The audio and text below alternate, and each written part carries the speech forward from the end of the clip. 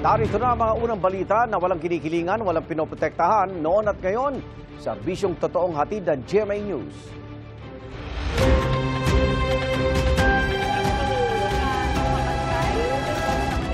Yung wala na naman ho dito. Unang balita! Sinuspend din ng Department of Tourism ang non-essential travel sa mga lugar na malapit sa Bulkang Mayon sa gitna ng mga aktibidad dito. Sinailalim na sa state of calamity ang 8 lugar sa Albay dahil sa matinding epekto ng ashfall. Live mula sa Kamalig, Albay, may unang balita si Bea Pinlac. Bea? Iga nangangamba ang mga residente rito sa Albay sa posibleng pagbuga muli ng makapal na abo ng Mayon Volcano matapos nitong maglabas ng pyroclastic density current o uson kahapon. Kahit pagod ka na, sige lang. Kaya natin ito, mama. Kaya natin ito. Magkakalampas tayo nito. Walang pahinga ang mga gaya ng pamilya ni Eduardo dahil sa patuloy na pag-aalboroto ng Bulkang Mayon. Hindi pa nila tapos linisin ang abo sa kanilang bahay mula sa pagsabog ng bulkan nung Sabado. Muling nagbuga ng uson o pyroclastic density current ang bulkan kahapon ng umaga. Ito yung mabilis at mapanganib na pagdaloy ng mga bato at abo na may halong mainit na gas. Delikado para sa asawa ni Eduardo na makalanghap ng abo, lalo't nakaasa ito sa tracheostomy tube sa leeg para makahinga. Siyempre, kailangan ingatan ko siya. Lagaan, di ko naman siya pwedeng iwan na lang ditong gato. Ang talagayan niya. Mahal ko talaga siya. Mahal na mahal. Dumidiskarte na lang daw sila para hindi maapektuhan ang paghinga ng asawa. Naglagay po kami ng mga filter. Binabasa lang po yung tela. Tapos may konting filter na po siya. Siyempre limited po ang budget namin. Yung abot lang na kaya.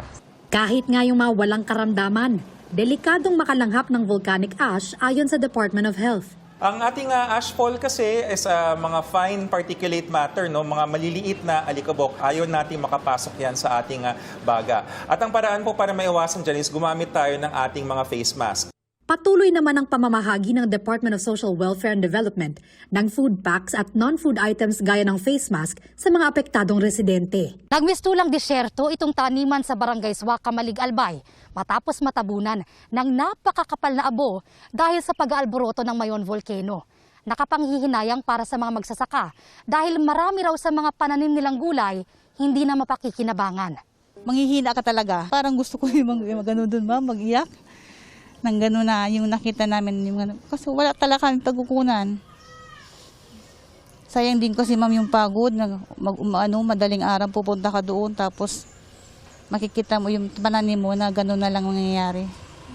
Ang medyo mas malala po na talagang wala nang pakinabang or hindi na po mapakinabangan is yung vegetables.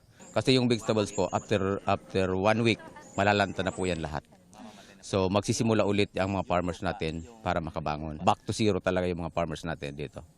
200 magsasaka ang apektado sa Barangay Swa na hanggang 8 kilometro ang layo sa bulkan.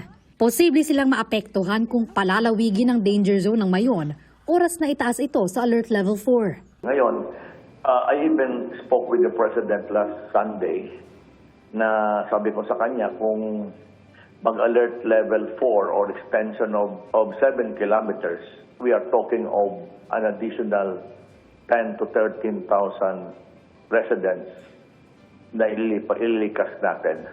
So medyo malaki to. Sa Daraga, Albay, hindi rin bababa sa 200 magsasaka ang apektado ng ashfall.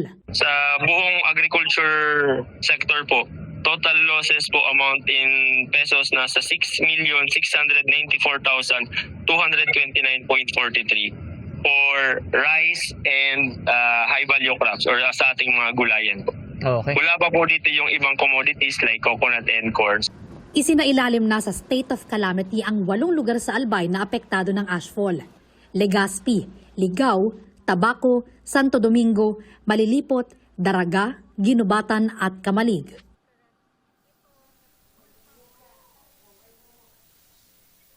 Igan, ayon sa Philippine Space Agency, kung ikukumpara, nasa kalahati ng laki ng Quezon City yung lawak ng bahagi ng Albay na apektado ng ashfall. Yan ang unang balita mula rito sa Albay. Balik sa iyo, Igan. Iniutos ang Energy Regulatory Commission na huwag munang putulan ng kuryente ang mga hindi makabayad ngayong Mayo hanggang Hulyo. Sakop niyan ang lahat ng residential at non-residential area sa bansa. Pinayagan din ng ERC ang utay-utay na pagbabayad o flexible payment ng mga kumukonsumo ng hanggang 200 kilowatt-hours kada buwan. Hanggang 3 buwan ang installment sa bayad. Inutusan din ng ERC ang power generation at transmission companies na utay-utayin na hanggang 3 buwan ang singil sa distribution utilities. Layunin ng utos ng ERC na maibsan ang epekto ng mataas na singil sa kuryente bunsod ng giyera sa Middle East. Hiling naman ng grupong kuryente.org sa ERC, suspindi na rin ang pagsingil ng Feed-in Tariff Allowance o FIT-all at Green Energy Auction Allowance o GAL. Ang sinisingil na FIT-all at GAL ay tulong daw sa mga mamumuhunan sa renewable energy sources. Pero ay sa grupo, hindi dapat mga consumer ang pumapasan nito lalo na nasa state of national energy emergency ang bansa. Wala pang paayag ang ERC kaugnay sa petisyon. Dagura ang Land Transportation Office sa pinaka-inireklamong government agency nitong Marso. Ayon sa Anti-Red Tape Authority at batay sa datos ng ARTA, 152 reklamo ang natanggap nila laban sa LTO. 20 rito aktibo pang kaso. Ayon naman sa LTO, sineseryoso nila ang report ng ARTA. Paliwanag nila, marami kasing dumadaan sa kanilang transaksyon. May mga ginagawa na raw sinahakbang para mapabuti pa ang kanilang serbisyo. Kasunod na LTO sa listahan ng Bureau of Internal Revenue na nakatanggap ng 89 na reklamo. Pangatlo ang Food and Drug Administration, sinundan ng Land Registration Authority, tapos ang Philippine Statistics Authority. Nasa top 10 din ang Department of Education, National Telecommunications Commission, Department of Migrant Workers, Professional Regulation Commission, Department of Human Settlements and Urban Development at Department of Science and Technology. Susubukan namin kunan ng pahayag ang mga nasabing tanggapan ng gobyerno. Hindi na raw aanihin ng ilang magsasaka ang kanilang mga tanim na repolyo sa Bugyas, Benguet. Sabi nila mas mahal pa kasi ang magiging gastos nila sa pag-ani kaysa sa kikitain sa pagbebenta ng repolyo. Mababa raw kasi ang presyo ng repolyo sa Benguet Agri-Pinoy Trading Center. Batay sa bentahan sa Benguet Agri-Pinoy Trading Center, nasa 7 pesos hanggang 10 pesos per kilo ang repolyo. Kaya sabi ng mga magsasaka, hahayaan na lang nilang mabulok ang kanilang mga tanim. Si Senadora Amy Marcos sinabing nahihirapan ng mga magsasaka na ibenta ang repolyo dahil sa sobrang supply raw nito. Pinuna rin ng Senadora ang anyay pag-aangkat ng DA ng repolyo. Itinanggi naman na ito ng DA ayon sa Malacanang. Nakausap po mismo natin si Secretary Kiko Laurel Jr. Wala pong katotohanan ang sinasabi ni Senator Amy Marcos. Hindi po daw nag-aangkat ang DA ng repolyo. Saan ba nanggagaling ang kanyang mga binabanggit na mga ganitong klaseng mga kwento na wala namang pinanggagalingan?